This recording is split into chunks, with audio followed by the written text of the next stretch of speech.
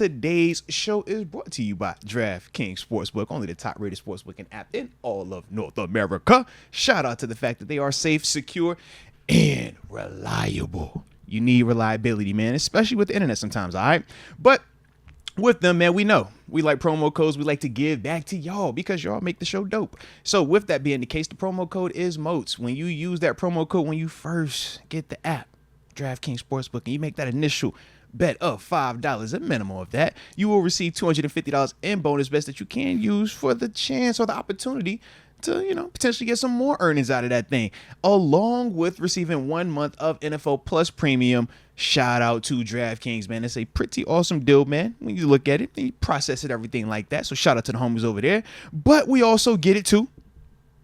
We could struggle. Some of us struggle with gambling. Might even turn into a problem. An addiction. If you're in New York, that's the number that you could text.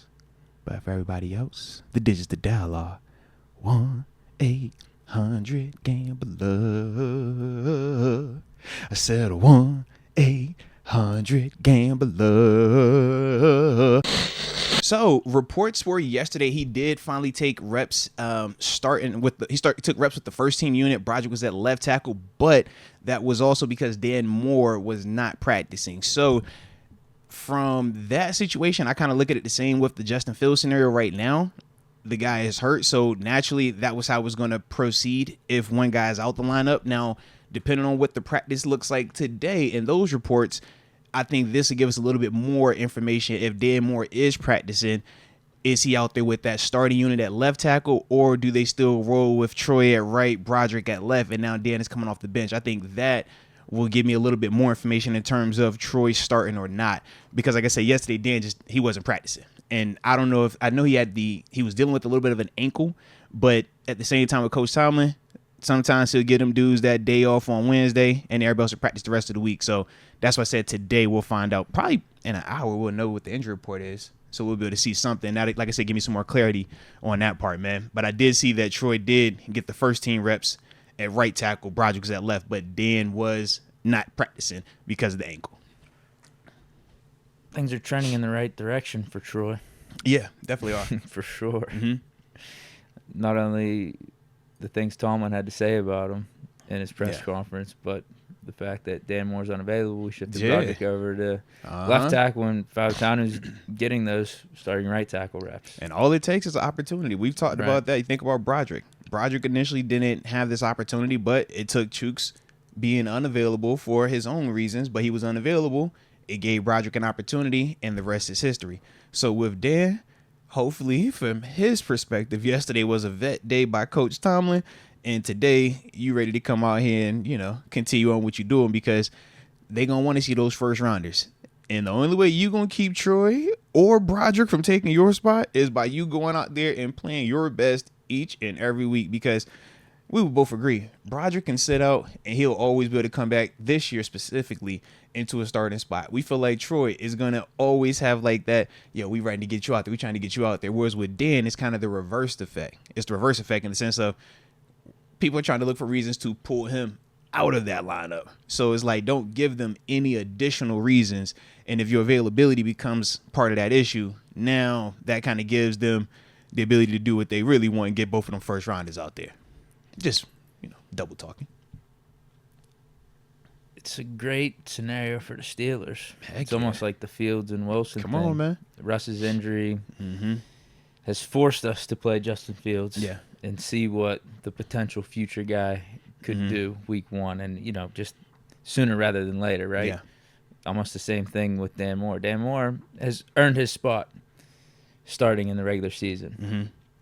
But injury has him to the sidelines potentially, and that opens the door for these guys that we just drafted to get out there. And if you're the Steelers, you're not. I don't think they're really mad about this situation. No, I would agree. Because if Broderick, if they get to see Broderick at left tackle, Fautanu at right tackle as early as this week, and they can play solid for consecutive weeks, and we have Dan Moore chilling on the bench, he becomes expendable.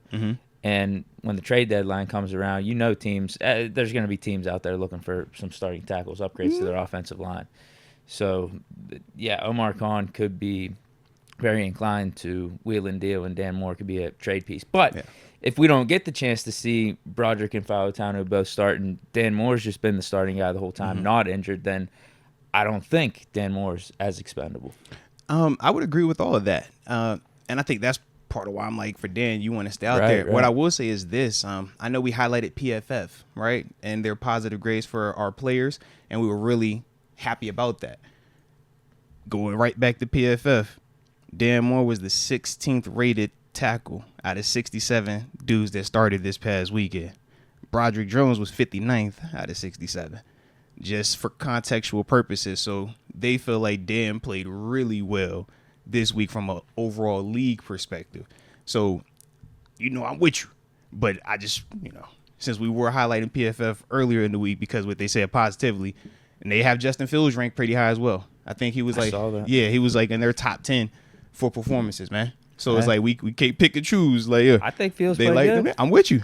So they got Dan Moore as the 16th best out of 67 tackles this week or this past game, man. I just did it. Yeah.